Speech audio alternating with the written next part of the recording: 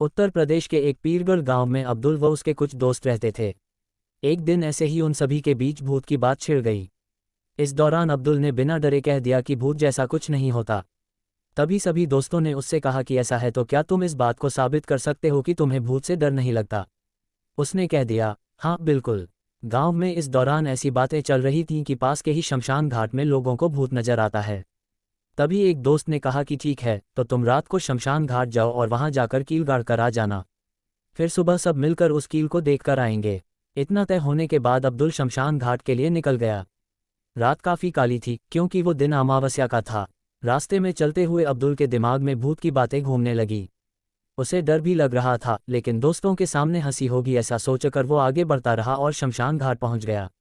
वहां पहुंचते ही अब्दुल ने कील को गाड़ने के लिए जेब से हथौड़ी निकाली और कील को जमीन में धीरे धीरे गाड़ने लगा। शोर ज्यादा न करने के चक्कर में अब्दुल काफ़ी आराम से कील गाड़ रहा था। कुछ देर बाद उसे लगा कि कोई उसका कुर्ता खींच रहा है। उसका पूरा शरीर ठंडा पड़ गया और वो बेहोश होकर नीचे गिर पड़ा।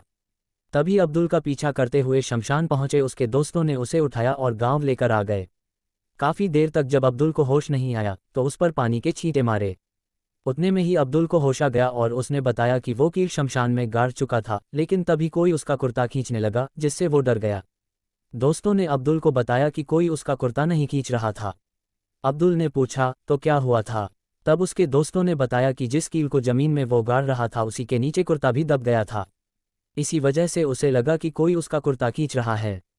अपने डर की वजह से शर्मिंदा होते हुए अब्दुल ने अपने दोस्तों से माफ़ी मांगी, लेकिन उसके सारे दोस्तों ने मिलकर उसकी हिम्मत की खूब तारीफ की।